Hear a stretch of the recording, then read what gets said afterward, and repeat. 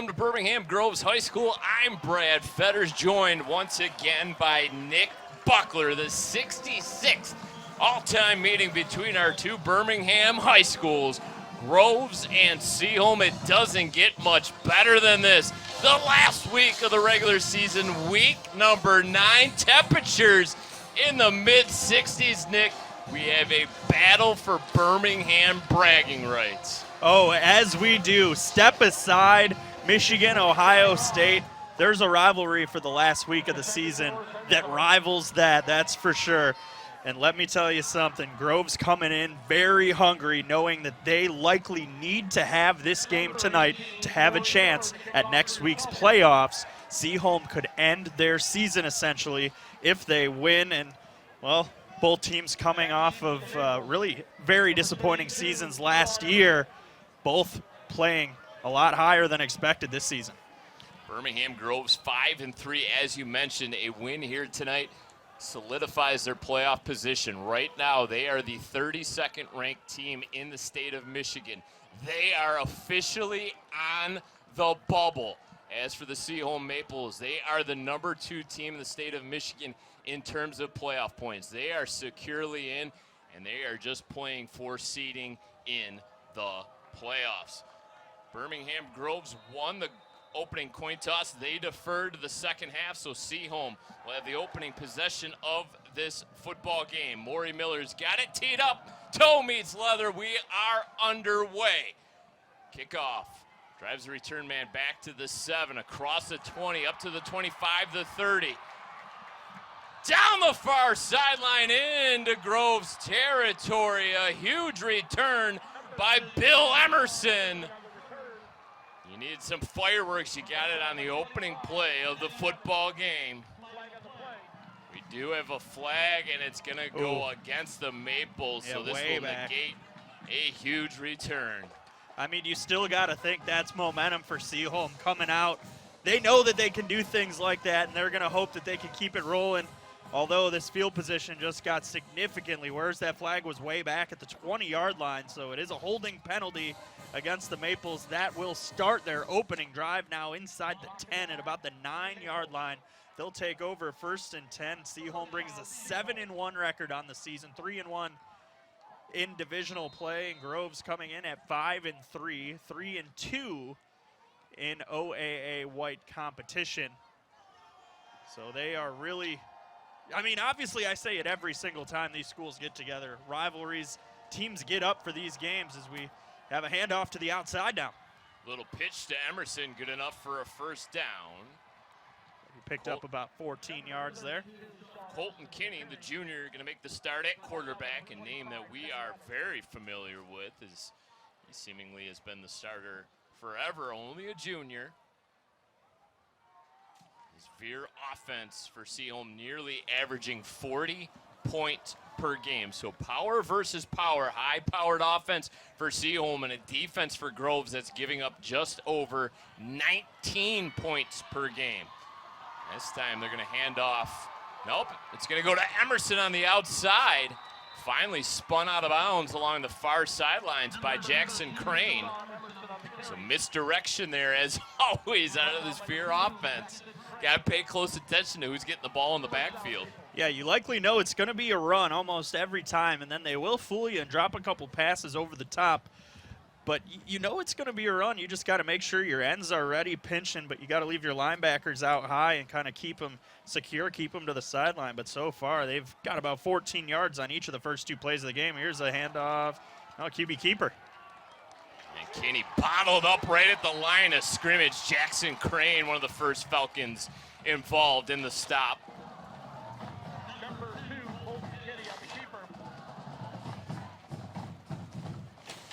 Got it back to the line of scrimmage, nothing more.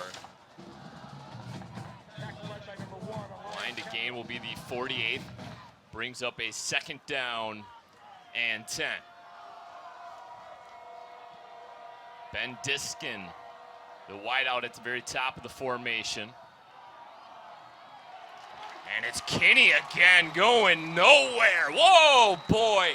5 Falcons in to make the tackle. Yeah, it looks like that up the middle. Groves has an answer for on defense. It's been the misdirection off the tackle that seemed to work for them on the first 2 plays of the game. Kinney in between the tackles, however, has been bottled up both times. Jack Wayner, number 88, along that defensive line. This Falcon defense really looks fired up. Kinney barks out the play call. Sends a man in motion. It's Jack Lewis, the scat back. And he's driven out of bounds, short of the 45. Good tackle there by Jason Smith. Grabbed his leg, slowed him down, forced him out, so it'll be 4th down. It looks like the offense, nope, they're gonna send out the punting unit. It appears for a 1 minute there, it looked like they might keep the offense on the field, but probably a wise decision here. Maybe keep an eye open for some trickery here with this field position. Only about 5 yards to get here. See what they decide to do here. There's 2 men lined up deep where the punter would be. And this was... It's going to be offside. It looks like if they snap the ball. Wow, they didn't throw a flag there. It looks like Groves had an end lined up in the neutral zone. This is going to take a really good see-home bounce. Chris Little was deep for the Falcons, and it will be downed at the 13-yard line. Number 5, Chaz Blair with the punt from the Maple. First down, Falcons. So Groves will take over now. 1st and 10 at the 13-yard line, it appears. And they will get their crack with just over 9 minutes to go in the opening quarter here from Groves High School. This is a Falcon offense scoring nearly 24 points per game, so about 15 points under the season average of the Maples. Caden Hardy, the juniors, so both quarterbacks juniors. All kinds of speed up the middle on the QB keeper. Close to a 1st down. And they're going to mark him just short of the 1st down. Picked up 8, will bring up a 2nd down and 2. Now this is a very talented Groves offensive line. Pay a special close attention to number 74, Avery Gatch, offered by Michigan recently. He's gotten 3 Power 5 offers this month. So they'll be running behind him seemingly all evening long. So Josh Woods, running back, 6'1" with the carry.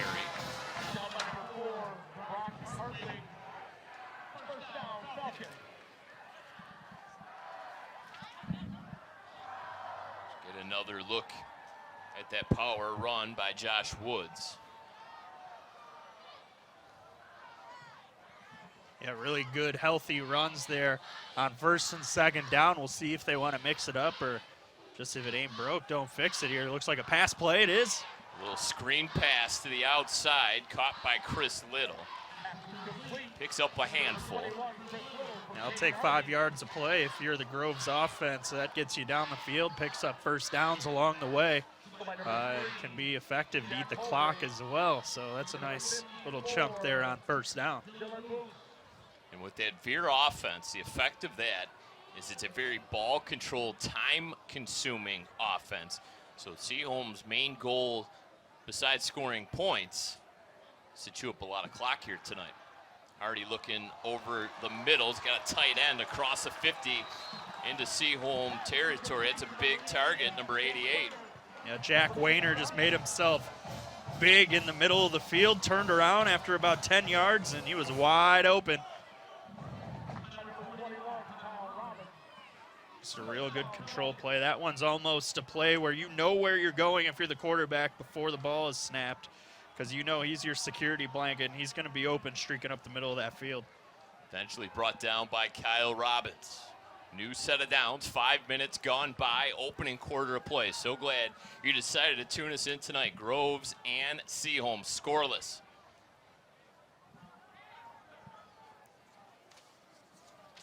Send a man in motion once again. That's Chris Little. Flag comes out. Oh boy, body slammed. I think this is going to be against the defense here. No illegal Hardy paying the price for keeping it there. Brendan Barrett. Flag on the play. Wait for the officials to make the call. As you see that wrap up and takedown. John Jokic, defensive end. Eagle shift. Falcons.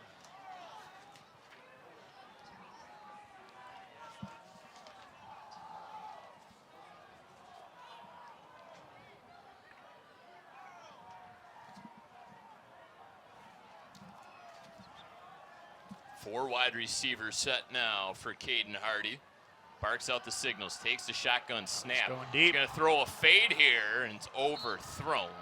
Pass intended once again for Wayner. Yeah, I think he might be the favorite target here. Big body, he can go split outside, he can block, and he can streak up the middle of the field.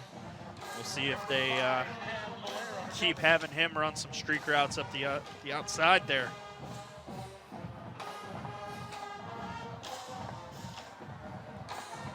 Second down and 15 after the offensive penalty on the previous down. Hardy, two wide receivers at the bottom of the formation, looks that way. Good solid pocket, steps up now on the run, backpedals, dangerous pass.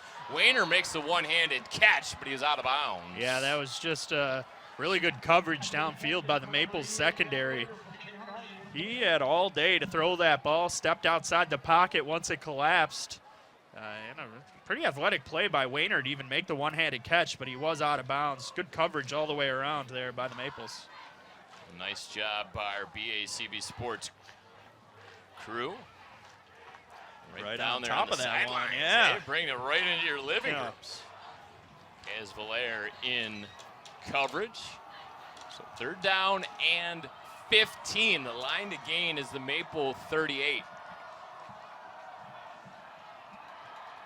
And keeping it on the ground once again, Caden Hardy goes down hard.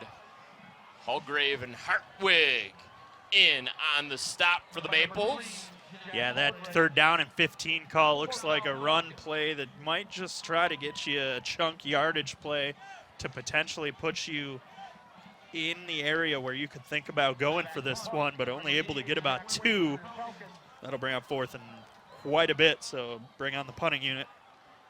Deep for the Maples, number 32, Sean Emerson. Emerson, the man deep for the Maples. High snap. Kick is away. It's Jack Wayner. Tight end, punter, he can do it all. Fair catch called for and made at the 17-yard line. Well, feeling out process here through a couple possessions. You know, and these two teams get together, you tend to have that, usually the first quarter, low scoring. But, you know, something's got to give here. The run has been pretty successful for the Maples to the outside. For Groves, they had a couple quarterback keepers in the middle of the field between the tackles that seemed to work early on. There's a wide receiver screen there to the outside. Catch hauled in by Ben Diskin. Had a bit of room to run after. Looked like he got about 6 on first down. Well, it just feels right that this football game's being played on the last week of the regular season. It's bounced around lately. It was week 4 last year. It was a white league game last year. Groves winning that football game 21-14, but it was extremely nick and tuck. Tied 14-14 at the halftime break, is moving those sticks. Good solid run by Colton Kinney. Yeah, he refused to come down those legs, just kept churning, spinning, knowing what he had to do to get to that yard to gain, and he did so. Interesting to note, the last time these two teams hooked up on the last week of the regular season was back in 2018. That year, the Groves won 26-19, and then they won the very next week in the first round of the MHSAA playoffs, 35-14. So we could see that same scenario play out this season, where these two teams hook up the last week of the regular season. turn around and meet again in the first round of the playoffs, but the Falcons have to take care of business here first tonight. Good solid run straight up the gut, still on his feet across midfield into Falcon territory, Jack Holgrave. Big chunk yardage play there. Puts them now in the, no, it looks like. Going to mark him out of bounds right around the 32. Yeah, I was going to say it looked like they were in the red zone, but the officials were all over that one, seeing where he went out of bounds. Good run there. This has to be such a difficult offense to prepare for. You don't typically see this too many weeks out of the year, but the Maples come in and it's just pound and ground. And there was that first down play.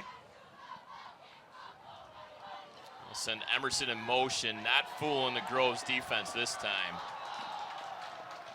Ball hawking defense. Yeah, they were swarmed to that ball. Number 30, in the line.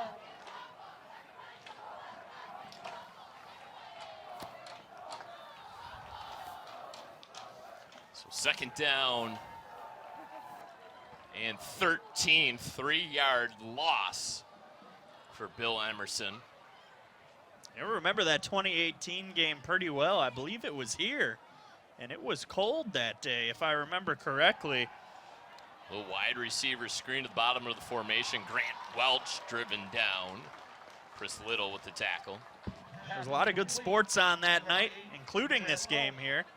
So there's a lot to be had, a really good day in sports. October's a great month. You got high school football, the playoffs are right around the corner, the kickoff of the NHL and NBA seasons, MLB playoffs, the NFL's in full swing. It's just a great time for sports fans all over town, especially here in Oakland County. The only time I think maybe perhaps matches it is March and April. Oh yeah, March Madness, MLB starting, you got the NHL and NBA playoffs. Kinney with the keeper up to the 25, going to be about 3 yards short. And it all of a sudden becomes decision time for the Maples. We'll see if they trust the kicker here. This would be about a 42-yarder if they decide to kick it. And it looks like they're going to go for it. Going to keep the offense out. Jack Holgrave, the deep tailback. Emerson in motion. Holgrave takes the handoff, and there's a turnover on downs. That's a big play. Swarming defense. Isaiah Thomason, the first Falcon in. Brought down by number 73, Avery Gott. Your Falcons take over on downs. First down, Groves. So Seaholm elects to go for it on fourth down, and they turn it over on downs. And now the Falcons. Caden Hardy under center. Turns, hands off. Good solid run on first down. Josh Woods with the carry. Yeah, that's a good gain. They've been getting good gains on first down with that run up the middle. He was between the guard and the tackle there and just cruised, but he probably got 5 yards up the field before he was touched by a Maple defender, picking up 9 on first down. That's a nice chunk. So here's the fourth down stop from field level. Hardy changing up the play now at the line of scrimmage. So we're back to live action. Off to the left-hand side, barreling over some defenders. Josh Woods across the 40, up to the 41. That'll be good enough for a first down.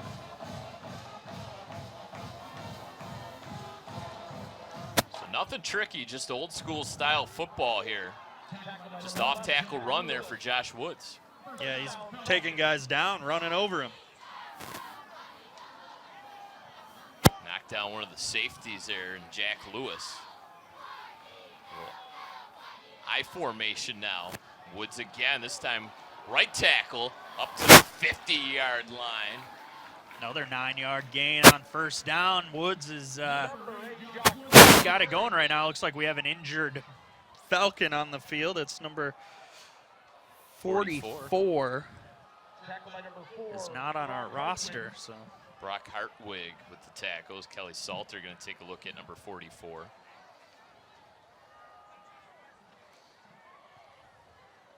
So he probably got his leg, looks like, twisted up there. They're working on his right ankle, maybe knee area. As, you know, he was engaged with a block, it looked like, during that run, and he might have had someone roll into him. Looks like he's getting up, though, with some help from his coach getting out there. Coach Flaherty bringing him off. It's good to see he can kind of come off under his own power there, putting some weight on it.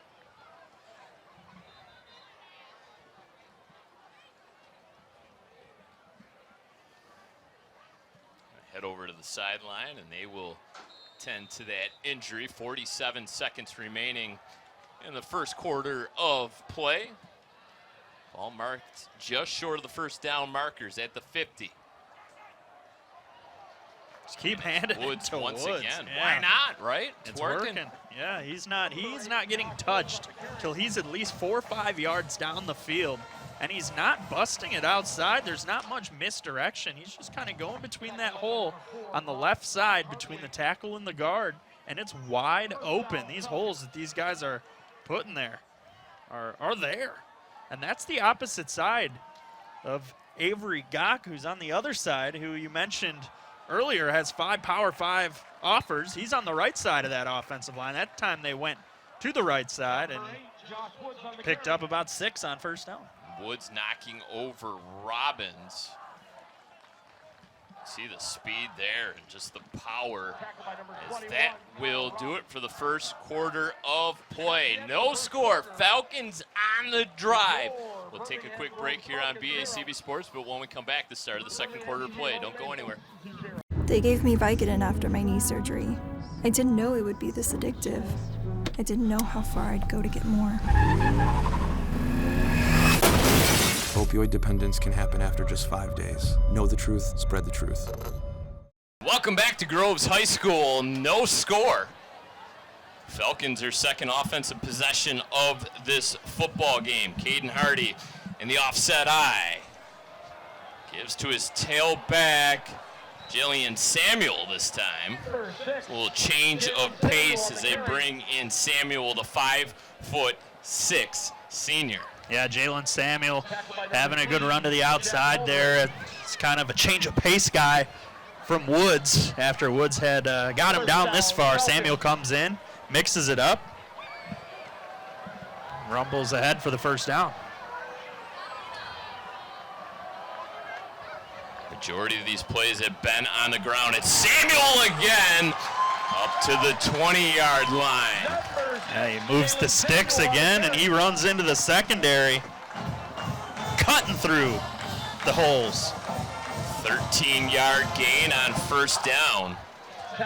Falcons right now making this look very easy. Yeah, and they really haven't switched it up. They've just switched up the ball carrier, but not the play caller, really what they're doing. Seems to be working here thus far. We're going to stick with Samuel here in the I formation. He's the deep tailback. And a flag comes out. Samuel makes a juke move, finally brought down from behind. Kaz Valaire making the tackle. Looks like we might have 2 flags on the play. In the spot of a hold. Elias Kendra comes up hobbling for the Falcons. We'll see here. There's a flag right by where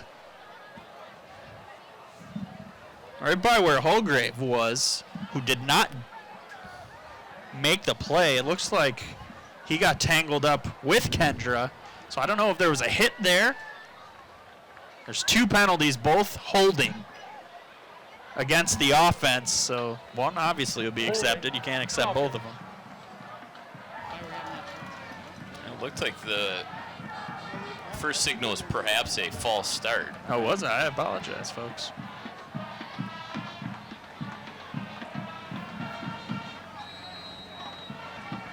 must be a different frequencies. I'm not getting anything here. 1 minute gone by. Second quarter of play. TriCaster just crashed. And they're going to run to the right side once again.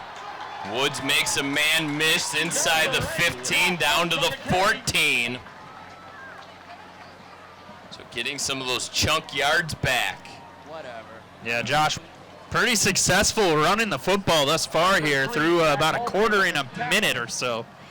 Here, he's really been doing a pretty good job here on senior night. So Braden Hall's the fullback. It's going to be Woods once again. And Seaholm acting like the football might have come out. They're signaling their ball. The officials don't seem to be making a big deal of it. He's got the second down hand up. Or, I'm sorry, the third down hand up. So they're not buying it at all, saying the football's staying with the Falcons. And the Forest, not too happy with that call. They've come out in full support. They're all wearing white. And that was in an effort to match the whites being worn by Seaholm here on the road. Braden Hall remaining in the game as the fullback.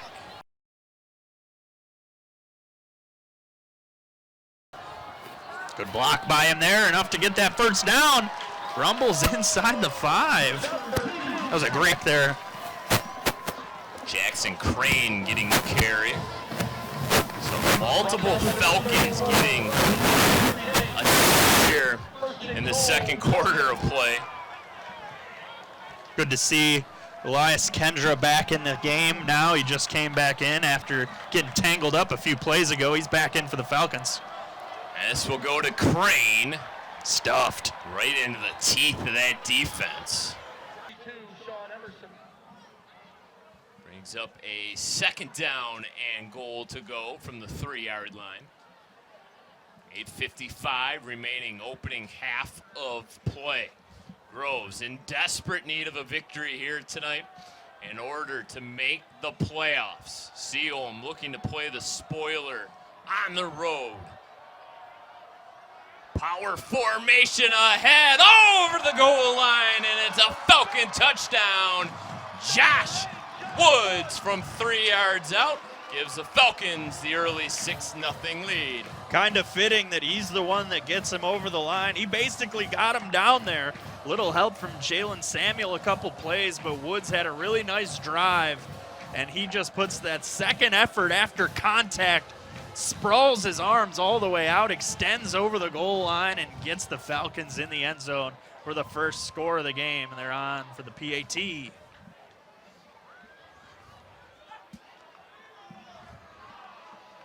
The hold of Owen Higley, and the kick is good.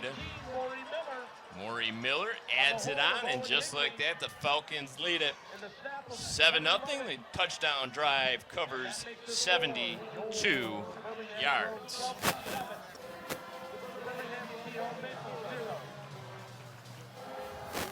Well, Falcons. I don't think they threw the ball once on that drive. They didn't. They tested it a couple times on that opening drive. But this drive, it was not broken, so they decided not to fix it. And it was Woods, and it was Samuel, and it was Crane, but at the end, it was Josh Woods cashing him in pay dirt.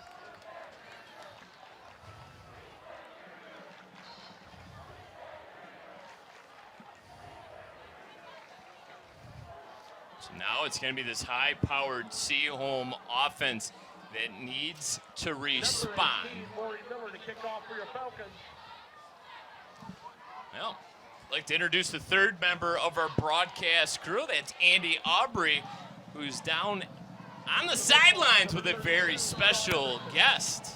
Well, thanks, Brad. Yeah, we're down here with Jaden Mangum. I was just talking to him, Michigan State's own number 1. Last time we talked, you were a member of this Groves Falcons team, but you went big time on us, brother. First of all, how do you feel? How's your health? Oh, I'm all good. You know, I just got cleared this Monday, so I can't wait to be back this week. And I'm just excited to get back out there and play. How's it feel to come back to Groves?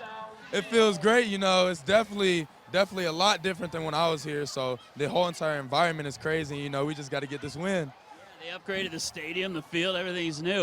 All right, give us a prediction. How's it going to go against Michigan next weekend? Of course, we're going to win. We just have to stay locked in, stay prepared, just keep going what we have to do. They're definitely a good team, tough team that fights hard. So we just got to come in and do even better than them. All right, well, good luck to you in the game. Great to see you back here, my friend. And, guys, we'll send it back up to you.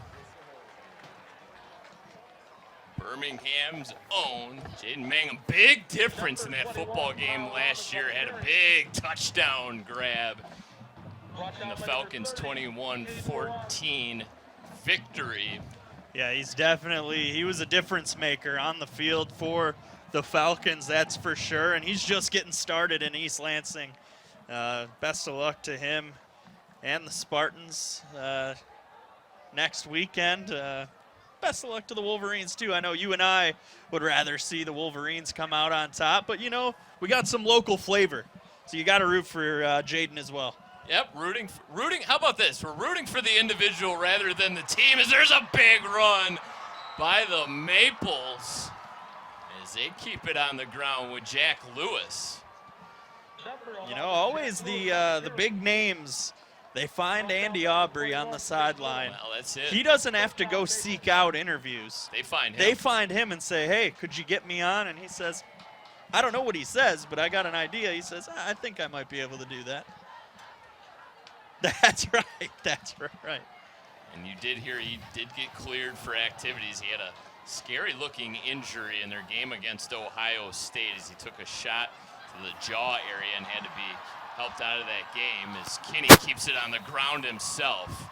Colton Kinney, a dangerous playmaker at the quarterback position. He's not asked to do a whole heck of a lot with his arm, but when he gets going downhill, he is a tough man to bring down.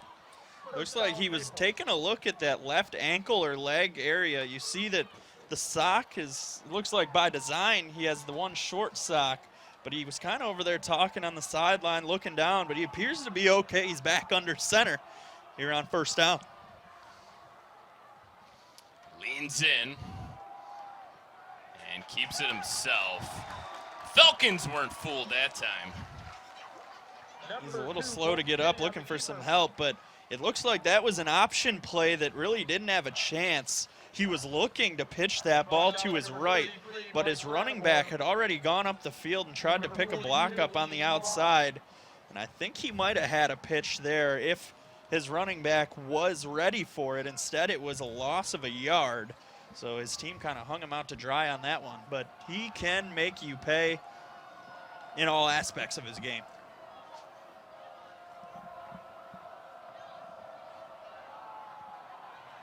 Hand off this time, nothing going.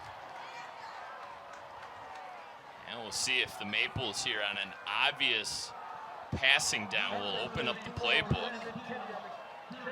Looks like the Maples wanted an illegal hands to the face penalty on the outside.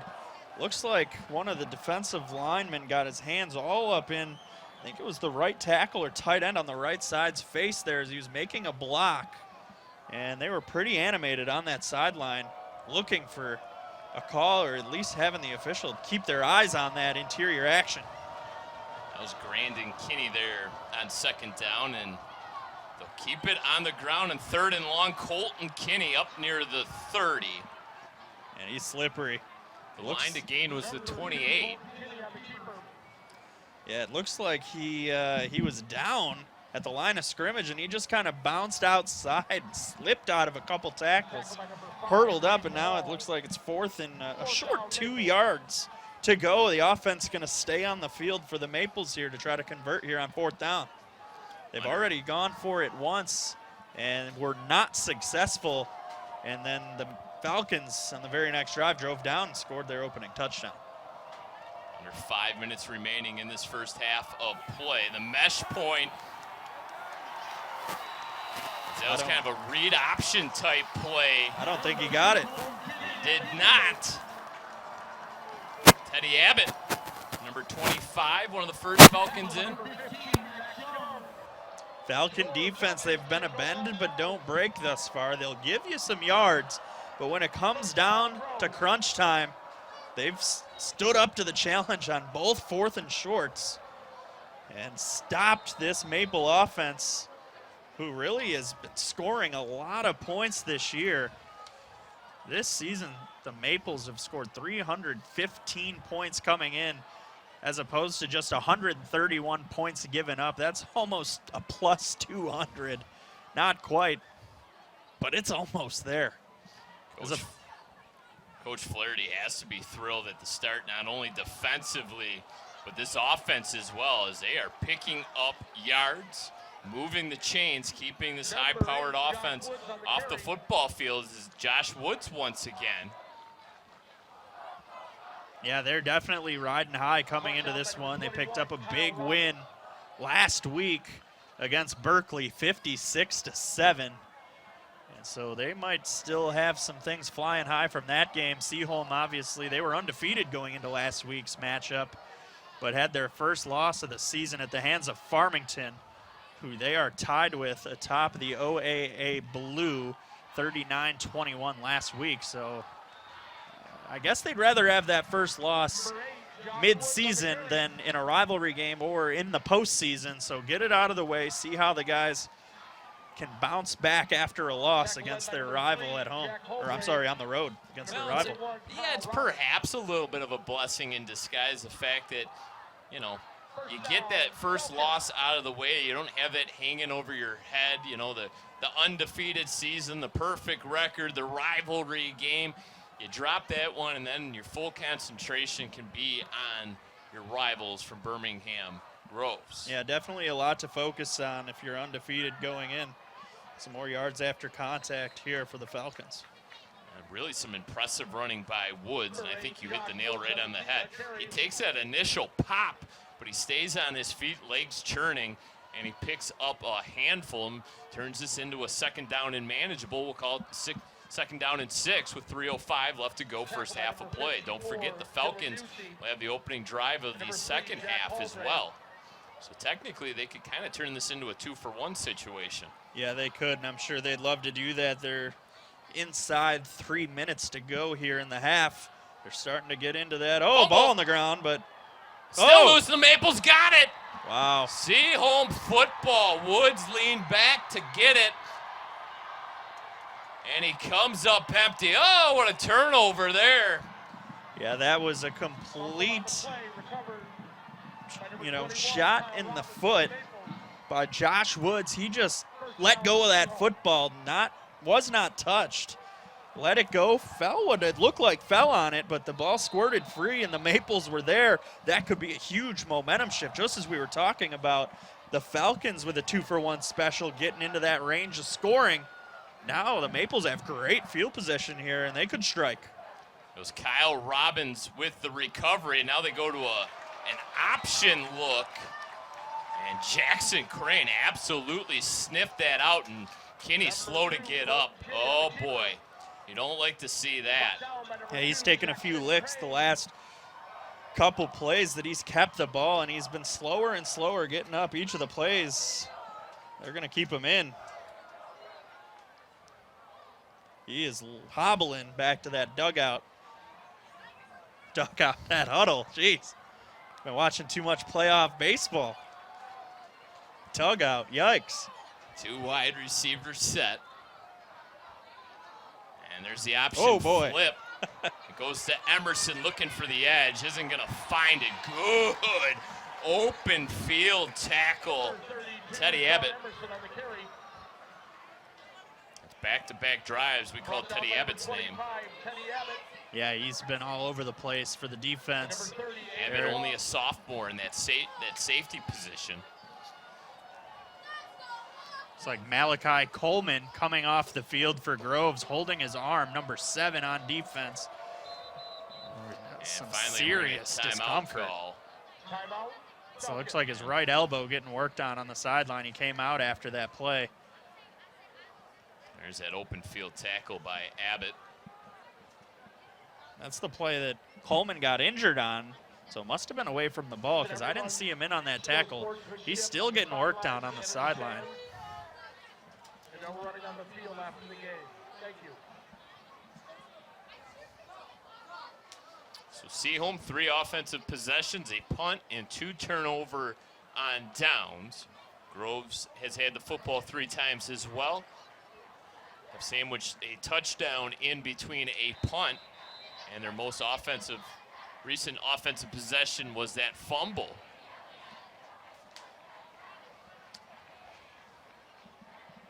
Press box, they don't want anybody running on the field after the game. They don't need a repeat of Tennessee tearing down goalposts and having to figure out a way to put some new ones back up.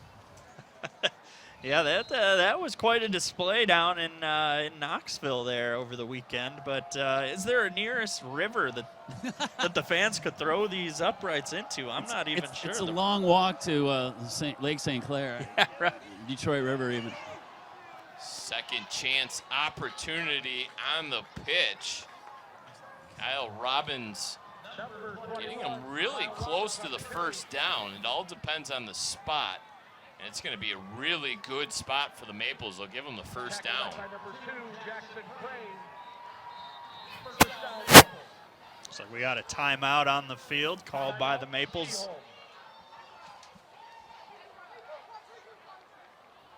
Good piece of running there. He just kept those legs churning.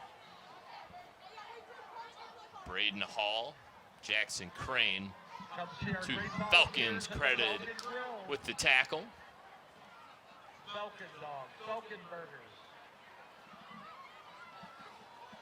Well, you and I were kind of taking a look at the playoff picture prior to the start of tonight's contest, and snooze2u.com is kind of the experts when it comes to bracketology for the state of Michigan, and they kind of were saying, well, if Seaholm wins here tonight, obviously they're going to be the number 2 overall seed, and they have Seaholm hosting Ferndale.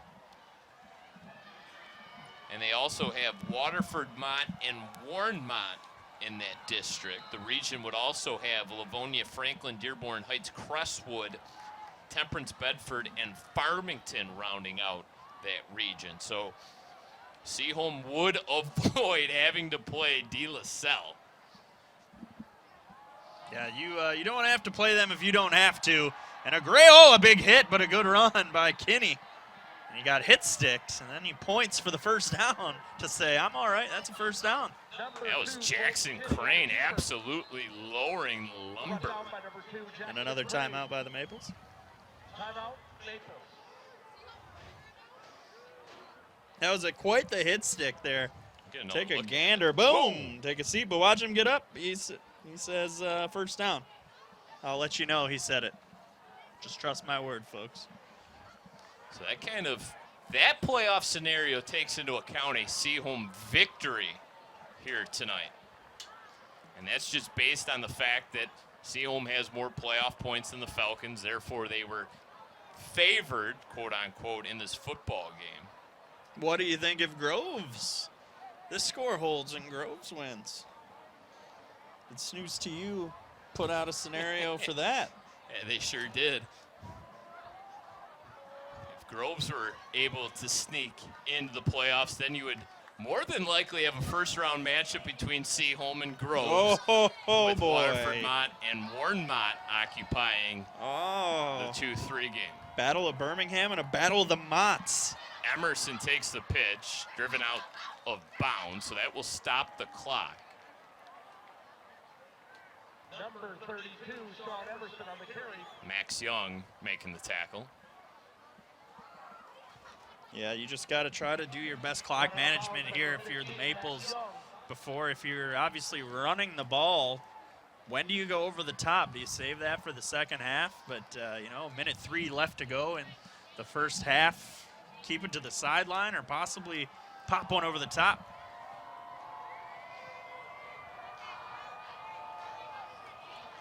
Coach DeWald, firm believer in this Veer offense. Colton Kinney, keeper, nowhere. Go. Avery Gatch. Number 2, Colton Kinney on the keeper. You got to hurry up now. You're in the full Kinney down 2-minute drill. again. Time ticking away now, 45 seconds to go. 3rd down and 8. The line to gain is the 12. 35 seconds now. Well, do you take the lid off the top here and attempt your first pass? I think you have to, and then at least you get the clock stopped. Kenny, though, going to say, I'm going to try to stretch for it. I think he's a tad short. They're going to at least stop the clock to take a look. Are they going to call for a measurement? Oh, they're going to give him the first down. Oh, boy, I don't know. That was awful close, but the ref says go ahead, and he's winding this clock. 20 seconds to go. I think you got to throw the ball or spike Coach it. DeWald asking for a timeout. I don't think finally the head referee signals for timeout. Boy, oh boy, He's what a been mess. calling for it. He's saying his argument is, look at the clock. It's running.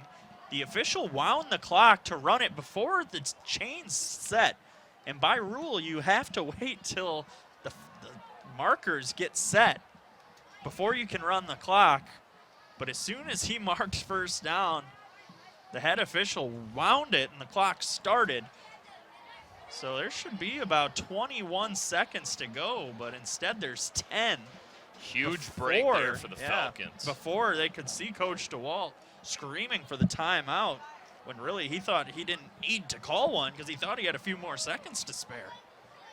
So some action with clock management here, and really it wasn't the Maples' fault. The scoreboard shows Seaholm with no timeouts remaining. That's accurate. They So used them all here one on would this think drive, yeah. the Maples are going to have to throw for this. Yeah, you have to throw because you don't even have enough time to hand the ball off, get back and spike it.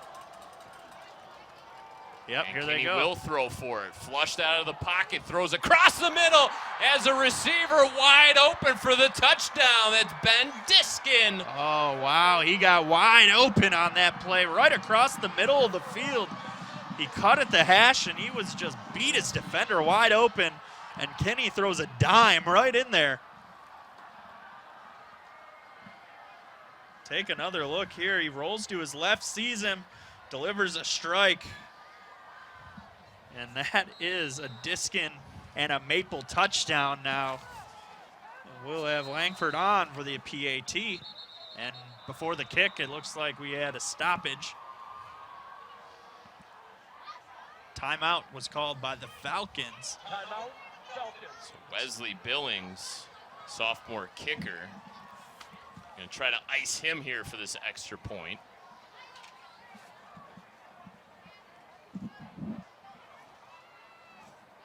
So nice answer, scoring points off of the turnover. And that was a must with the Falcons getting the ball to start the second half. Seaholm had to come down the field and get into the end zone, and they'll really need to kick this one to make sure we got a tie score going into the break.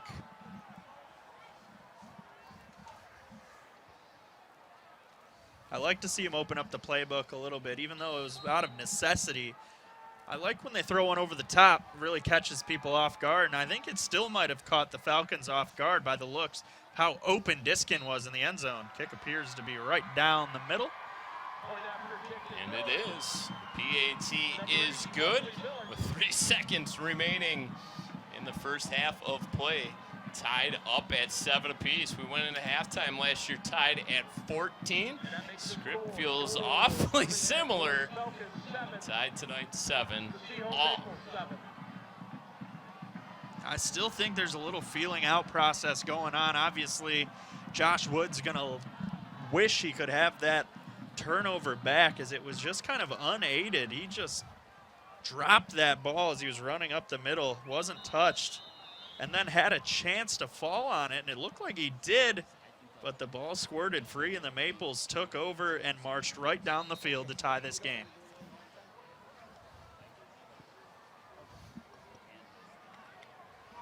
And here's the look at the Colton Kinney pass. So you got to look at both scoring plays. Back deep for your Falcons, number 21, Chris Little. And guys, that touchdown by Seaholm really kind of took the air out of the sails of the Falcons on the sideline here. They played their hearts out in the first half, played very well, but you know, one play can change a game, and going into halftime, I'm sure the Maples are going to be feeling awfully good about themselves. Yeah, it'll be interesting to see how the coaches handle both halftimes respectively and see how they can get the boys to respond. It's a squib kick. It's a live football, and it will roll over the goal line for the automatic touchback. Do you take a knee here if you're the Falcons? Oh, yeah, absolutely. We mentioned Groves will have the opening possession of this second half. It's coming up. Coach Flaherty having some instructions for his return team because that was a live football. Yeah, they were anticipating that it made it over that line for the goal line for the touchback, but that was a little close for comfort. And it looks like the Falcons are in victory formation to take this one into the half. Deadlocked at 7. Well, Nick, your thoughts on a dead even half of football? I mean, that's exactly what it was, dead even. Really, it sounded and seemed like the same exact things happened each way, minus the turnover. We saw a couple fourth down stops, little feeling out process, and at the end, well, neither team's on top, but the momentum might be a little bit on that Seaholm sideline. Andy, your thoughts on the first half of play? Yeah, I mean, I think Nick said it well, too. There was a lot of feeling out going on in that first quarter, very tentative play. We know what Seaholm's offense is about. They stayed true to it till the very end. They needed that pass, and boy, did it come in handy for them. But we are in for one heck of a second half, guys. We'll take a quick break here on BACB Sports. Allow us to catch our breath, but when we come back, it'll be the start of the second half of play. Find out how to use an awkward silence to help a friend with their mental health at seizetheawkward.org. 40% of food in America is never eaten. Welcome back to Birmingham Groves High School. Brad Fetters along with Nick Buckler and Andy Aubrey. BACB Sports continuing coverage of the 66th annual meeting between our two Birmingham high school rivals. Maples lead the all-time series, Nick, 42-23. Right now, tied up at 7 apiece. Yeah, we got it. Like we mentioned earlier, it's a feeling out process, and hopefully we got some big plays coming here. See if it breaks down and someone can put a stranglehold on this game. And, you know, obviously Groves playing essentially for their season to continue. So, you know, their backs are up against the wall, playing in front of the home crowd on senior night against their rival. This is a big spot for them to be able to do it, and you think they'll want to come out, strike first, and quickly here in the second half. Really, I think the turning point in this football game was that forced fumble on Josh Woods. Really a turning point in that first half. Groves had the 7-0 lead. They had the ball right around midfield. We were talking about, well, boy, they could run one in here, take a 14-0 lead. Then they'll get the opening drive of the second half of play and perhaps, you know, take a 3-touchdown lead. And all of a sudden, just like that, Woods fumbles the football. The Maples recover, and they punch one into the end zone as they find pay dirt and tie this football game up at 7 apiece. Yeah, the Falcons had a lot of momentum at that point, too. They had just scored, and they were moving the ball yet again. And like Andy mentioned at the end of that first half, kind of took the air out of the sails of that Falcons sideline. We'll see if they can get it going here on offense and reestablish that running game here on their opening drive of the second half. Both of these teams kept it on the ground throughout that first half. Different styles of play.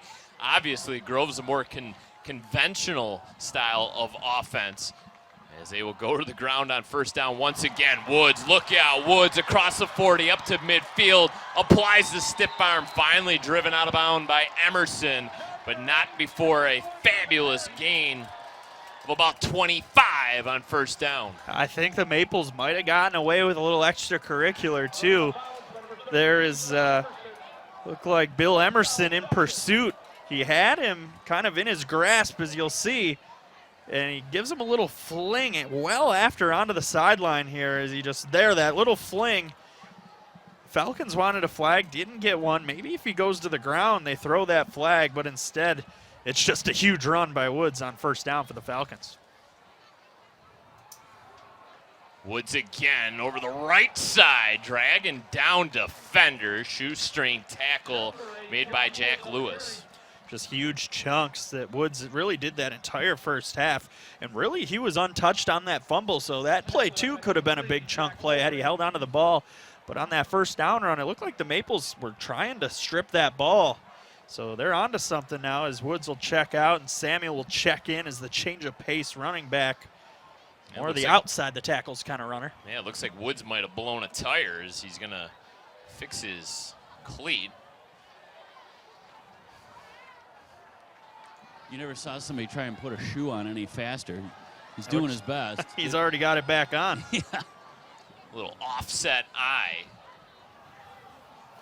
And leaning back and handing off to Samuel up near the first down. They're going to give it to him. He was spinning around, fell forward, got the first. And Woods is inching his way down, getting in the coach's ear, saying, I'm ready when you're ready. But Samuel going to stay out there for the Falcon offense. I think the lines right now for the Falcons, the offense and defensive lines, getting the job done big time in the trenches. Yeah, they're definitely winning that battle, getting that push. And you know what they say, if you got a good offensive line, defensive line, those are what wins you championships for sure. Hardy, three-step drop, throwing the fade to the outside. It's underthrown, making the adjustment. And the catch, oh, baby Chris Little hauls it in. He just made a great adjustment on that ball, underthrown, and he took advantage of, I believe that was Emerson in coverage over there. Oh, but what do we got, a flag? They're gonna bring it back. Oh no. False illegal formation.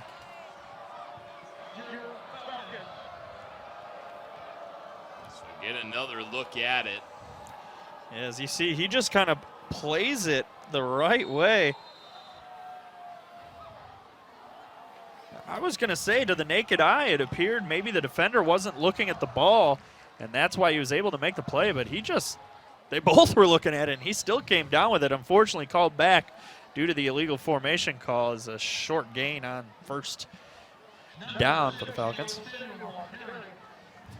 Samuel with the carries. We get another look at it. Terrific adjustment by Little. Got both hands underneath that football to secure it, make sure it didn't hit the ground. Now we got a second and about 12. Little in the slot. Wayner at the very top of the formation. Your two wideouts. Offset eye once again. Hardy going to roll out to his left and through the hands of Wayner, incomplete. Yeah, it was good throwing across his body to a wide open tight end, and looks like he tried to run before he made that catch and wasn't able to secure it, and it'll be 3rd and long. It's a tough throw for any quarterback. Rolling out. Yeah, to your opposite side. Thrown across the body all the way out to the numbers, but it was a good throw there. Very right catchable ball. Yeah, no doubt. And those ones, if they hit your hands, even at the high school level, those are ones that the receivers gotta secure, and I'm sure Wayner would love to have that one back. Nickelback into the game now for the Maples defensively. Across the middle, Wayner secures this catch. He's going to be short of the first down marker by a couple. He needed to gain the 24-yard line for the first down, and they're going to spot him short at the 26. It'll bring up a 4th and 2 situation here for the Falcons. Got an injured Maple on the field. Athletic trainer Bill Watson's going to take a look at him. That ball was thrown into a real tight window. So maybe that's what Wayner needs. He just needs a little defense in the lane to make a play. He drops the wide open one and secures the one with the defender all over him. I think one of the problems with that drop, though, it's starting to get a little chilly down here, guys, at field level. I can that little tingling feeling in the fingers, and I'm not the only one. So, that might bear watching as this game moves on, as far as balls being dropped, passes going through hands. It's getting chilly.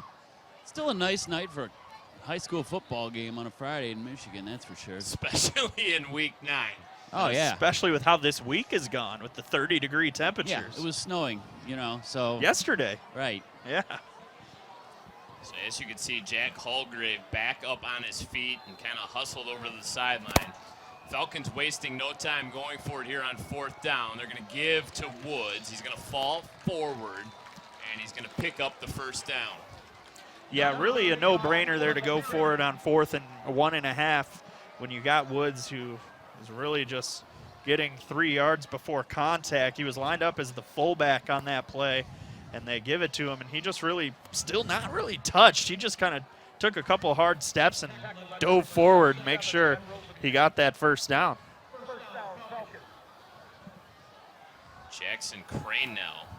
He's set back about 6 yards, gets back to the line of scrimmage, and gets absolutely upended. Good to see Jack Holgrave back in already.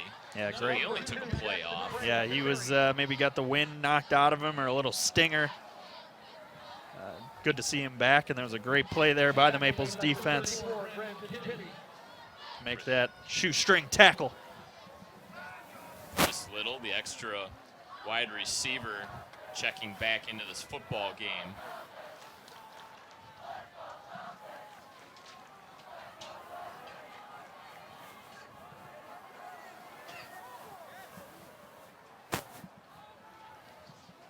Hand off to Woods. Might have run into his own offensive lineman there. Brendan Barrett as well in on the stop for the Maples. Yeah, the Maples D-line just got an extremely good push and really drove the offensive line back a couple yards, and I think you're right. I think the D-line pressure and drive really went backwards in, right? It was the shifting guard. It was the left guard was shifting over to the right side and upended Woods, causing that play to be stopped right at the line of scrimmage. So Barrett and Kinney in on the tackle. 7:20 left to go, 3rd quarter. 7-7 our score. A long, sustained drive to start things off here in the 2nd half. Flushed out of the pocket now, just running for his life. Finally ushered out of bounds. Well, he got the pass off, they're going to say. Yeah, he tried to shovel one forward, leaping over top of the linebacker in pursuit, and he was able to get his hand on it, tip it away. That'll bring up 4th and long. I'd imagine you'd see a field goal opportunity here. Doesn't look like the offense still on the field. Yep, Hardy's going to stay out there. They bring in Max Young, number 15. Hardy brings in the play call. This would only be about a 40-yarder, which, you know, for high school, that's pretty long. Hardy, one of the few times he's operated out of the shotgun here this evening. A little jet sweep. Oh, it's a reverse pass. The Philly special. Wide open. Incomplete. He couldn't find his quarterback. Oh, they brought out the trick play. It was worked to perfection as well. Hardy was wide open behind the D. He could have underthrown him, but he got a little juiced and hit him about a half a yard too far right here. He took his time, let a good pass go. Oh, man, that's just one I think he's going to want to have back. It hit him right in the hands. It wasn't necessarily too much of an overthrow. Hardy might have been a little too jacked up on that one, but nonetheless, the Maples take over on downs. Oh, that was looked like a great executed play there by the Falcons. I love a good trick play. Maples dodge a enormous bullet there. Whoa. Well, rivalry game, fighting for your playoff life. You bring out all the trick plays, right? You don't leave anything in the playbook. I mean, you called it the Philly special. That got its name from the Super Bowl. So in all the biggest games, you pull out all the stops because the season might depend on it.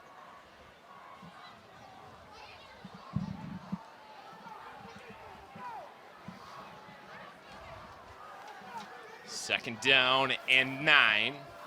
Maples taking over after the turnover on downs. Kinney, boy, oh boy, he's just taken a lot of abuse from that quarterback position. This might be a late hit on the Falcons. As we saw a member of the secondary, I didn't quite see the number come charging in when they were already tied up and a late flag came out. So Evan Hizala was the first Falcon to wrap up Kinney. Get another look Right at here. it. Well, Oh, that would have been weak if it's on 25. Teddy Abbott. Yeah, he came charging in, but he didn't really jump on the pile. That's what they did, though. They called a late hit. 15 free yards Wow. there. Oh, boy. If it was on Abbott, which they don't say what number in high school, but if that's who it was on, I've seen some. Far less get called. Yeah, exactly. We'll take another look at it here. And Watch 25 come on. He's at right. oh, that right there, number Oh, 2. yeah, number The 2 is shot a from shove in the behind. back. Yep. Okay, that was a That good Jackson look. Crane. Nice job by our BACB Sports crew tonight to get that. That was Jackson Crane knocking back Jack Lewis. Yep, that's definitely call worthy. Was not what I initially suspected.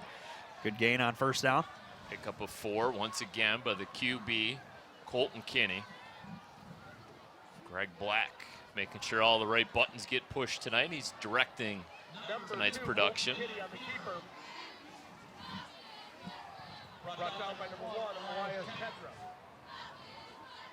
Christian, Dave, Dan working the cameras. Michael working the sidelines. Got Jason Rodolski working graphics. Lily and Bradley in the live truck as well. Spun down at the 50-yard line. Diskin, the touchdown man here tonight for the Maples. Good enough for a first down. The sense that this one is going to be the type of football game that's going to come down to the wire.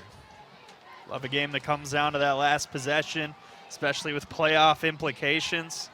Keep the fans locked in, keep us locked in. Maples know they're in. It just all depends on what their seeding is. They're going to be hosting playoff games. Right now, the number 2 team in the state of Michigan in Division II. Wow. Dexter, number 1. Yep, Dexter with 80 playoff points. Seaholm with 71. Last time the Maples finished the regular season with 1 loss was back in 2013. That lone loss was at the hands of UAD Jesuit.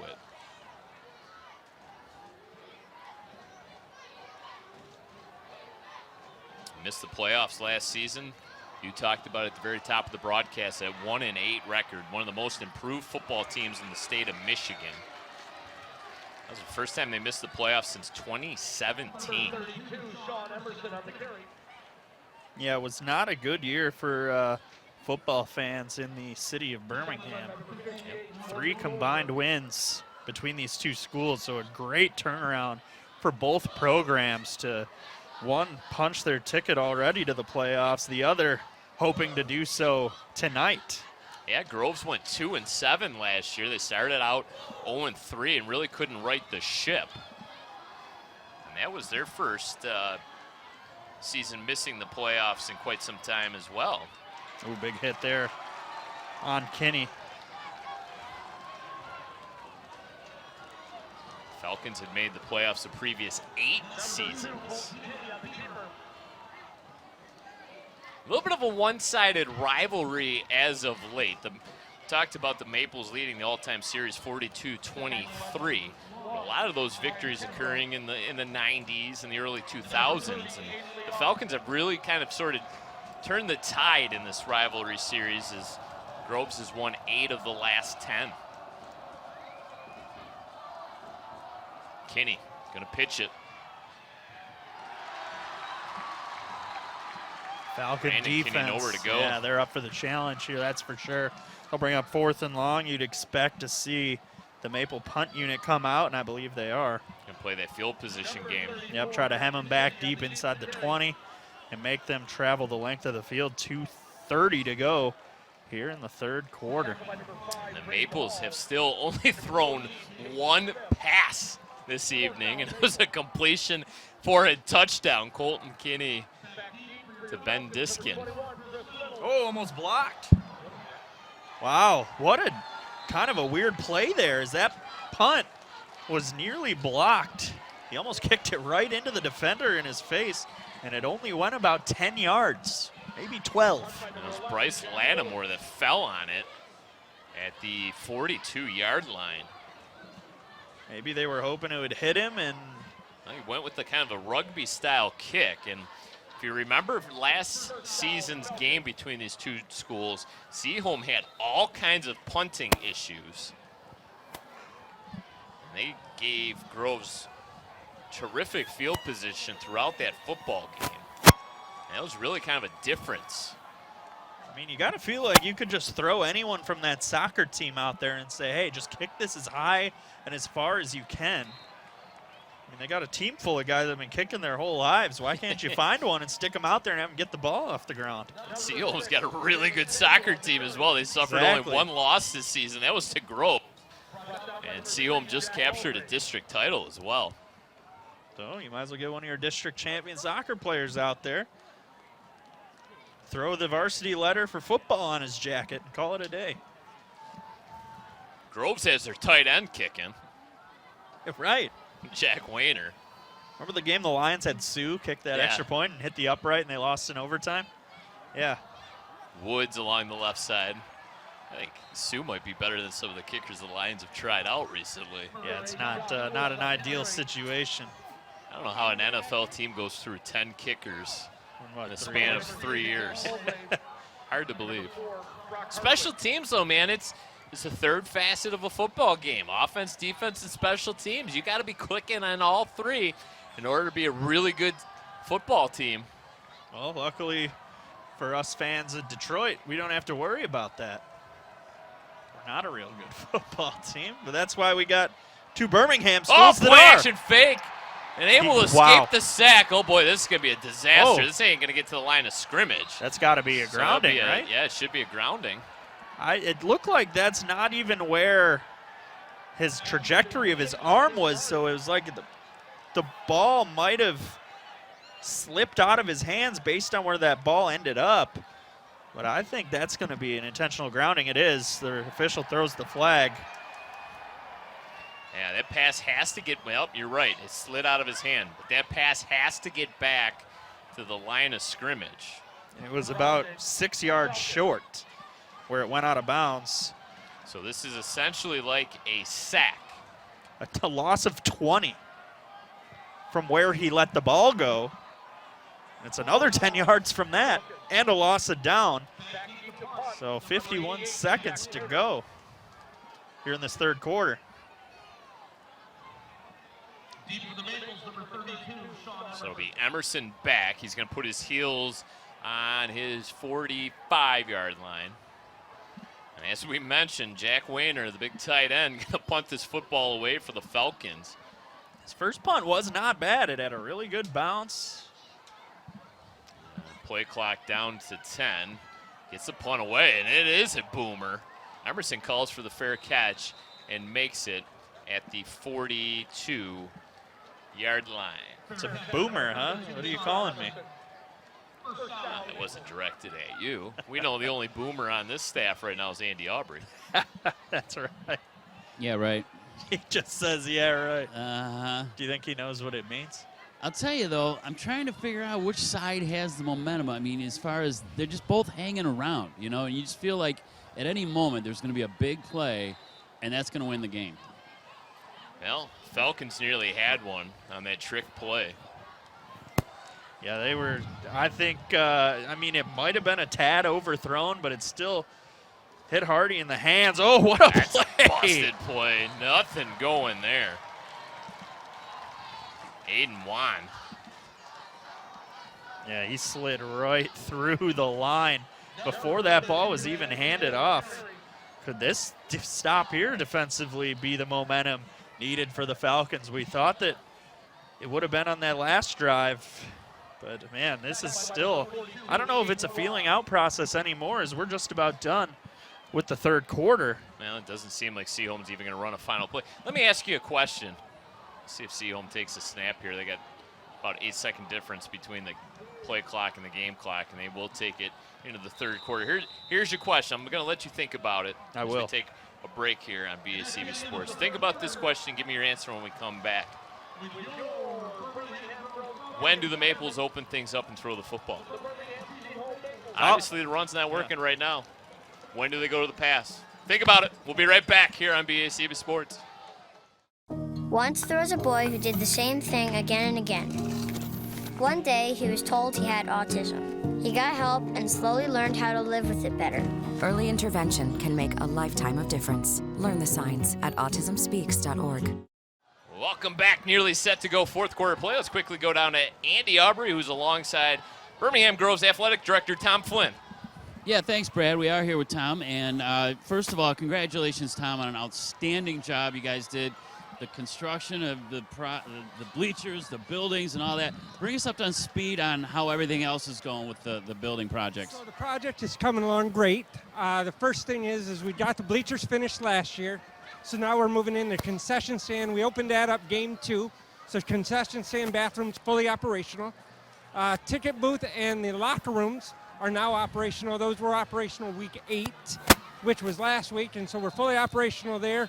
And behind there is a practice field for football, soccer, lacrosse, and then the baseball fields and softball fields are coming together, and they'll be ready to go December 15th.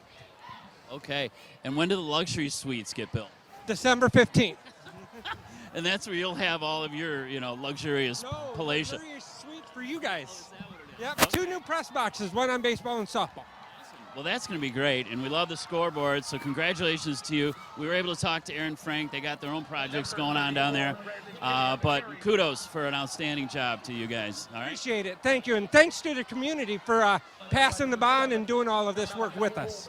Couldn't have done without them, right? Absolutely. All right, there he is, guys, Tom Flynn, and taking a bow, his victory lap for all the wonderful improvements here at Groves. Back to you guys.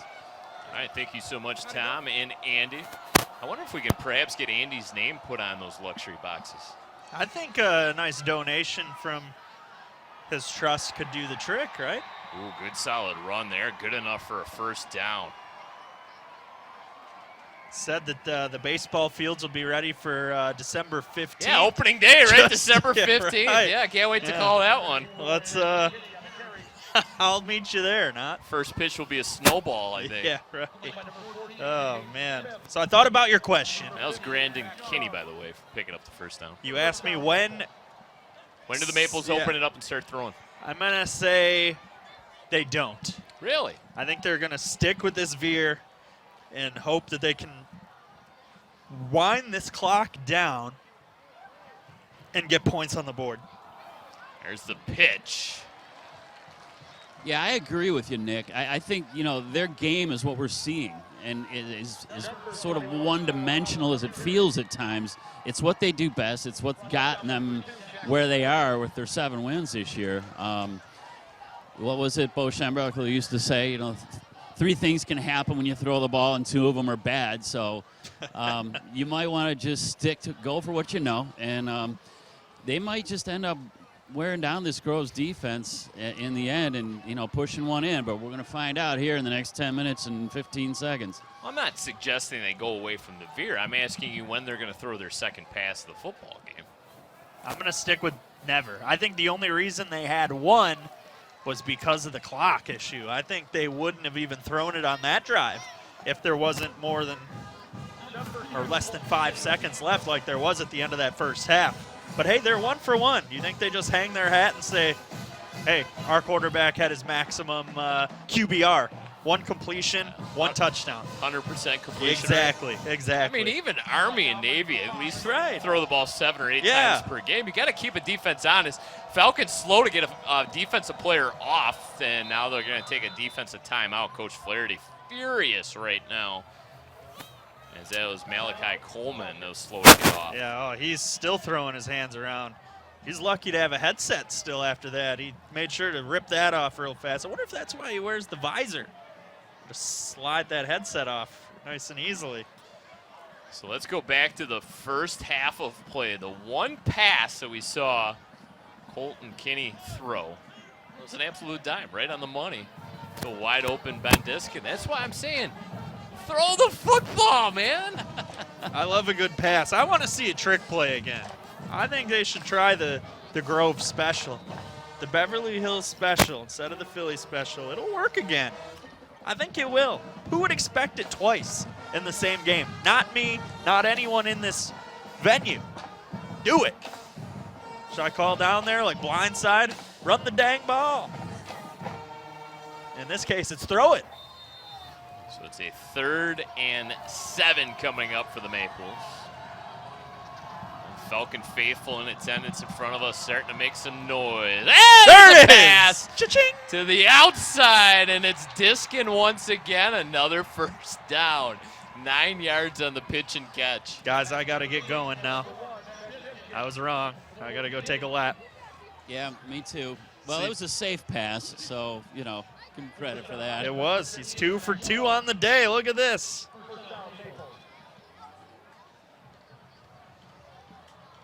Diskin, a big target on that outside.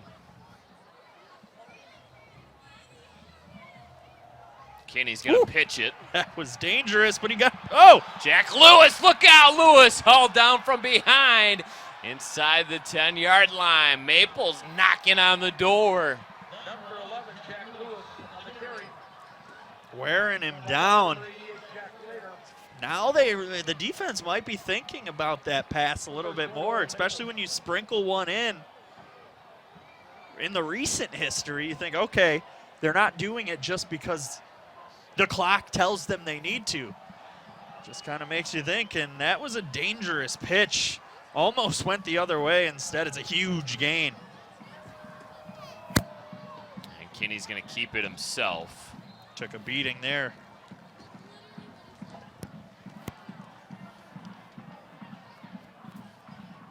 Couple injured Maples coming off the field.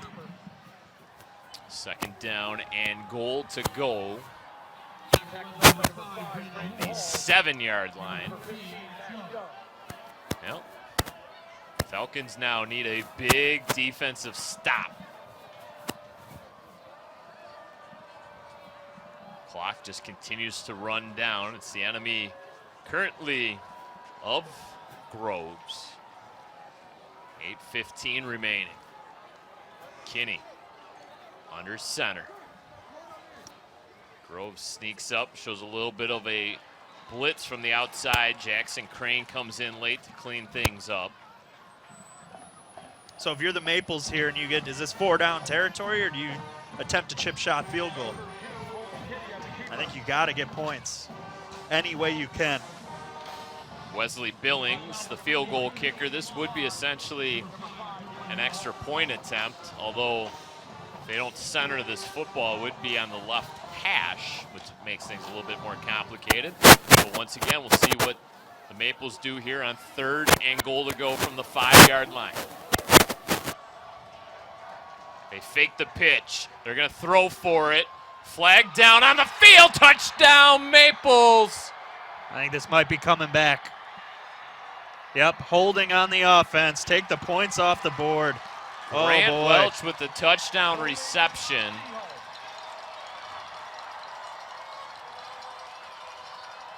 Brandon Kinney beside himself. He can't believe it. He puts his hands up to his football helmet. I don't know if... I think he got called for it right there, right before you saw the ball disappear. He kind of went down, and he just tangled up the defensive player enough to impede him from getting to the quarterback, which allowed that great throw again by Kinney. So he was almost 3 for 3 with 2 touchdowns, but wipe it off the board. Now we got a timeout called by the Maples. They're going to want to talk this play over. It's a 3rd and goal situation from the 21. What do you got in the playbook when you need 21 yards? I think you got to run the ball here and try to get a chunk and give your kicker a little bit of room. But, I mean, if you're struggling to punt the ball, do you have a kicker that you feel confident here? Coach DeWald furious right now at this officiating crew. Yeah, essentially that could be a huge swing. Takes the points off the board, and now you're really if you're to get stopped right here, that's a 38-yard field goal from where you're at. So we'll try to get another look at this penalty. Well, we see the penalty get flown, and it was Kinney clearly that was going down to the ground, and couldn't really see it on that look, unfortunately. I think they're saying he kind of grabbed the legs of, I think it was Gach, the big end, number 73. And now another trick play. A running back pass into double coverage, tipped around, and intercepted. Wow. This will be a touchback. Dang. That is a bummer if you're a Maples fan. I don't know. I think you got to play it safe there and just take some yards and run the ball up the middle and try to get points on the board. Instead, you're throwing the ball with not even your best passer, throwing it up into triple, quadruple coverage. Oh, disappointing if you're a Maples fan or a member of the team. It's got to be huge momentum shift for the Falcons now, so they'll take over at the 20-yard line. Jackson Crane that eventually came down with the interception as that ball kind of got batted around. So both teams breaking out the gadget plays.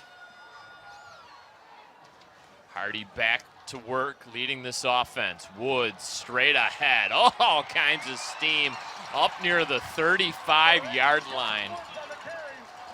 Big 15-yard run there on first down. So here's another look at the interception. Deflection caused by Teddy Abbott, who's had a heck of a ball game.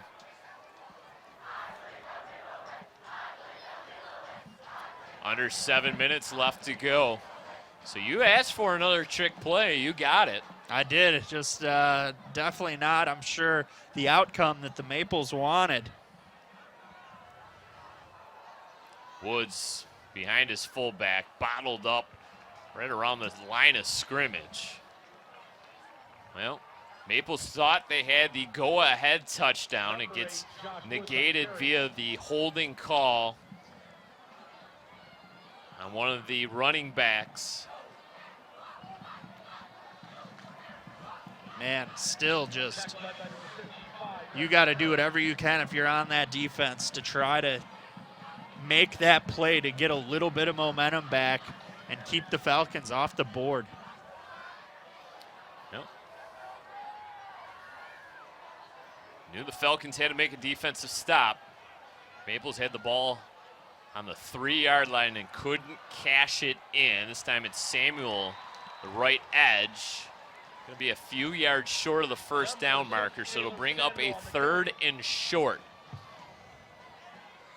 What's your play call here, Brad? Boy, oh boy, I think you got to keep it on the ground, right? I think you got to give it to Woods right up the middle.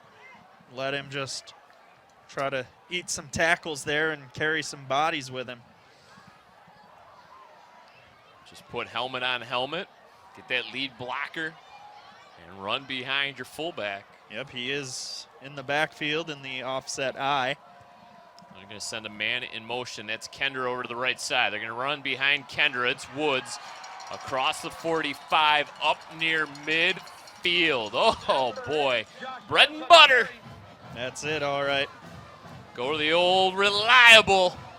Get those big boys up front moving the pile. That's what they did. They really created some big holes on that right side of the offensive line for him to run through all night long. He's been running past the linebackers into the secondary with ease. A little bit of a power look now. They load up that right side. Now they're going to send Kendra over to the left side. Anytime you do that, it's where you run behind, and it's Woods again up to the 45. Kind of, it looks like a play right straight out of the Michigan playbook. That's right. A little movement and a little run. Usually a big hole to run through. That offensive line creating those holes. 32, Sean Emerson. Number 21, Kyle Robbins. Pickup of 6.5. Clock continues to run down. 4:18 remaining.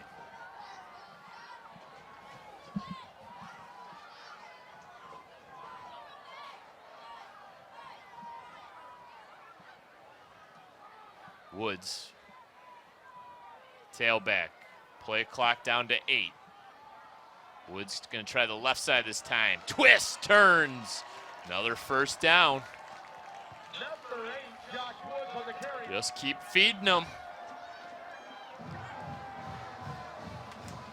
So overtime rules, if you're unfamiliar with the high school game, similar to college, that both teams get a possession, but they will possess the football. The original line of scrimmage for both teams' possessions will be the 10-yard line.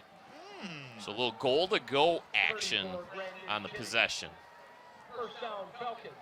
So that'll add a little spark should we have to get there if this game remains deadlocked. Under 3:30 to go in the fourth quarter. Woods again barrels over the first defender. That was Kinney. Tackle made by Hallgrave. Well, one would anticipate that you have to get it somewhere right around the 20-yard line to feel comfortable kicking a field goal. That would be about a 37-yarder. I think anything inside of 40 yards is kind of somewhat of a safe zone in the high school kicking game. Got to at least try it. Look at that QB sneak right up the box.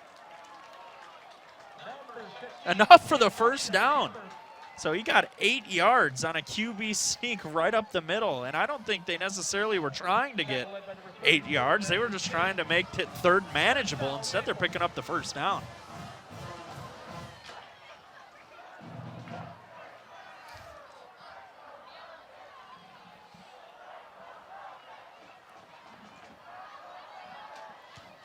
Line to gain is the 20. 2.5 minutes remaining in regulation. They bring over Kendra to the left side. They're going to run behind him. Holding on to that football with 2 hands. It's Jackson Crane down to the 26. Pick up a 4. So he had that interception in the end zone that started this drive, and now he's getting a chance to run the ball on the offensive side. Got him rumbling with some defenders on him, carrying him a couple extra yards there after contact. Both teams with 2 timeouts remaining. 1:50 left to go, fourth quarter of play. And it's going to be Crane again. Crane with a little bit of a jump cut. Down to the 15. That pile's still moving. So now do you try to run this clock down if you're the Falcons and try to win this as time expires? Yeah, I think so, right? You just possibly play for that final possession. This isn't a quick strike see-home offense. Right, whether, you're going to be satisfied with a field goal or you end up punching it in for 6. Yeah, they're not going to burn any timeouts here. 1:23 to go. And we got a penalty here. Looks like some movement on the offense. That's False exactly start. it, yeah.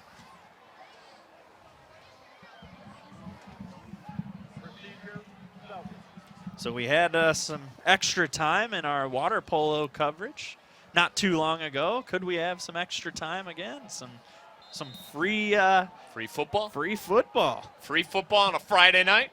Sign me up. So Falcons can get a first down without scoring a touchdown. The line to gain for that would be the 4-yard line. It's Hardy under center. Hardy hands. Oh, good spin. To Woods. Number 8, Josh Woods on the carry. Gets back the penalty yardage and more. Pickup of 8. Brings up a second down and 7. Under a minute now remaining.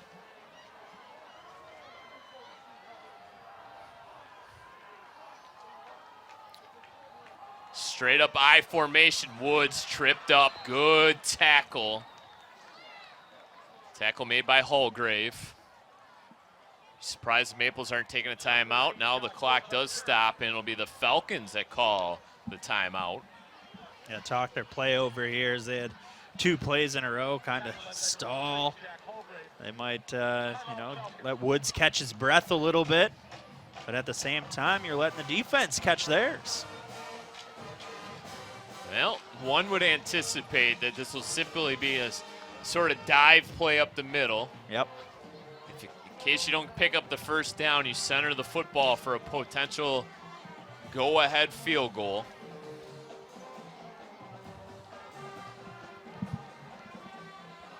I would agree with you, Brad. You want to center that ball or put it on whatever hash mark your kicker likes. But anything's possible. 5 yards is makeable. You don't want to give Seaholm any more time if you can avoid it. I'll tell you what, this crowd is into it. I'm looking back at the Gross crowd. I don't think we've ever seen more people at one of these games. Yeah, it's absolutely jammed is what it looks like from up here. Obviously, you're down there living it. A lot of energy. They're going to pass it. Oh, what a catch. One-handed grab by the tight end, Jack Wayner, into the end zone for the Falcon TD. What a catch. Oh, man. Makes up for that drop earlier. He just sticks that paw out and corrals his teammate, who's John, with a maple and says, come on, let's go. This is a big play. What a grab. Oh, wow. Well, that's why we're not wearing the play calling headset. We got the right. broadcast headset on instead. Indeed. They pulled that one out and had Wayner streaking across the middle of that field. Perfect pass and a great catch. We wait the Maury Miller PAT high snap. They get it down. The kick is up. The kick is good. 36 seconds remaining as we get another look at it. The Groves Falcons go 80 yards on the drive, capped off by that one-handed snag by Jack Wayner. Oh, man. What could we have here from Seaholm in this final 36 seconds? Do you keep the veer? Do you stay true? Or do you air it out? I think you got to air it out at some point. Yeah. I mean, you have one timeout remaining. Well, the big board shows 2 timeouts remaining. 2 timeouts. But yeah, they're going to, all depending on how this kick goes, they're going to have to air it out, one would think, because they're going to have to cover a lot of ground in a short period of time. Yeah, they're going to need a touchdown, too. They can't just get into field goal range. Yeah, Andy, what's it like down there? I mean, that had to erupt. It's just amazing. I mean, it was just screaming, like hysterical screaming. It was a lot of fun. I mean, yeah. I'm not on the Seaholm side, obviously. Our signal won't go over that far, but I will say this. There is a bunch of juice down on this sideline. And it's a short kick. And driven hard to the ground, Sullivan. Yeah, they were definitely trying to keep that ball away from Bill Emerson there, as he is pretty scary running that ball, especially when you need to stop him. So, Maples going to have to go 61 yards in the next 32 seconds. Can they do it? You're saying there's a chance. 2 timeouts remaining. And Kinney will now operate out of the shotgun. 4 wide receivers set. Takes the snap, little 3-step drop, floats a pass, was absolutely demolished. Oh, he's very slow getting up. As that ball fluttered to the ground behind his intended target, he took a lick. Was looking to get it to Bill Emerson on a little bit of an angle route.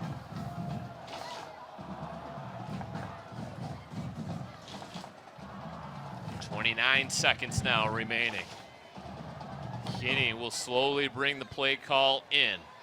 He's been a warrior here tonight. He's taken a lot of hard hits by this Falcon defense. A do-or-die game for Groves here tonight. Everything we could have hoped for in a rivalry game. Kinney floats one through the hands of his intended wide receiver, Diskin, incomplete. Brings up a 3rd and 10.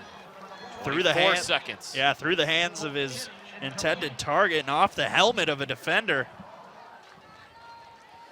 That ball was coming in hot. That would have been an amazing catch. Yeah, he had Emerson open, kind of in the flat area with some room to roam and operate.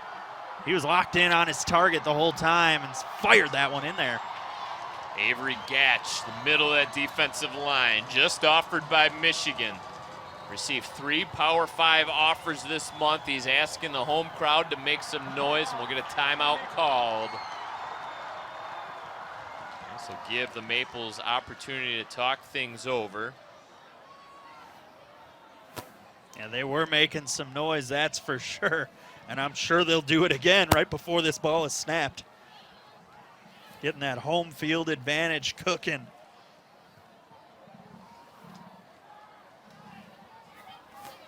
So Gatch had a big tackle in that first half that we credited to somebody else. He was listed on our roster as 74. He made the uniform change to 73. I think that was Gatch coming in your living rooms right there. It was. He was coming in hot. 6'5", 265 pounds. That's a big boy. That's a big boy. Whoa, Nelly, huh? That's got Power 5 written all over him. Yep, only going to get bigger and stronger, too, folks. Just a sophomore. He's a sophomore. And he's getting the boys fired up again. More than likely 15 years old. It is loud, folks. It is loud down here, guys. Jaden Mangum still on the sidelines, bringing a little of that MSU magic. Let's see what happens. Kinney feels the pressure, steps up, delivers right on the money. Pass completed. Gonna have to hurry up to the line of scrimmage. Kyle Robbins with the reception up to the 40, 16 seconds. Once those chains are spotted and in place, the clock runs. You gotta get to the line of scrimmage. What are the Maples doing now? They're gonna take a timeout. Well, about 4 seconds came off the clock, and DeWald's asking for those 4 seconds to be put up. Yeah, because he called that timeout before the ref was winding the clock. And now I wonder if the head official is going to say put those seconds back Should be on. 4 seconds. It should absolutely be 4 seconds, and that's what I think we're going to see here. Officials going to come together, I would think, and talk things over and determine how much time needs to go. Well, they're going to put 2 seconds up. Oh, that's... I think there should be 16 seconds. There should be 16. Yeah.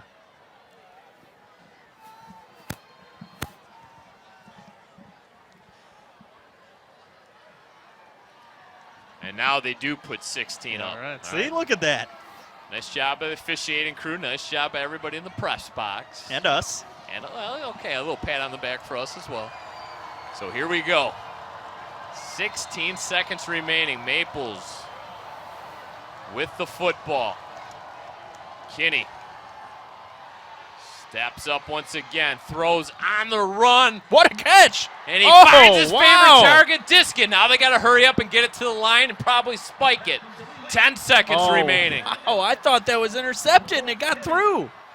Kinney gets up to the lines. And he will spike the football. 6 seconds left. Boy, that was 4 quick seconds off the clock. I don't know. Yeah, again, that's maybe, I don't know. We'll get another look at this Diskin grab in all sorts of traffic. Big-time players make big-time plays when it matters the most. That they do. And Diskin able to make it. 6 seconds remaining. Perhaps time for 2 more plays as long as you take a shot into the end zone. I think you got to go quick fade here, possibly. Kenny rolls out to his left, feels the pressure, floats a pass, and incomplete. That was a good thing. Yep. If he grabs that, this game is over. There's 1 second remaining. Oh man. The best thing that could have happened there was for the Maples, it was that pass to fall incomplete. Yep, when he went to grab it, I was thinking, let it drop, and we can get one more play here. That's what we'll have. So here we go. This is the ball game, folks. We talked about this game coming down to the final possession. Well, this game's going to come down to the very final play. This Falcon faithful in front of us making all kinds of noise. The press box is actually shaking. Here we go. 4 seconds left on the play clock. They got to snap it. Edge of your seat type of stuff. They're going to roll a fade outside the disc into double coverage, incomplete, and that does it. The Falcons hang on. Final score 14-7.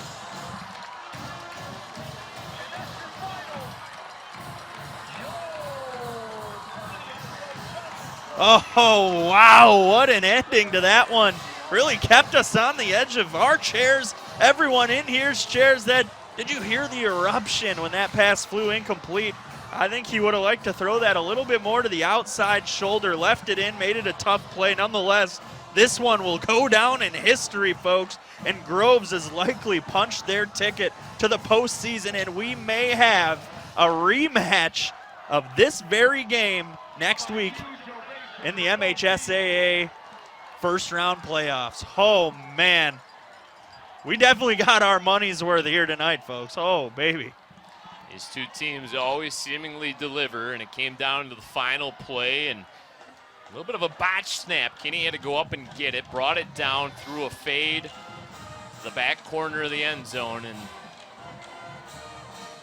all the fans in attendance let us know whether or not that pass was caught or not as they erupted once it fell to the ground.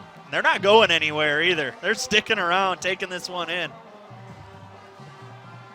I think it's certainly one of the best games we've seen in this series, gentlemen, in a long time, if not ever.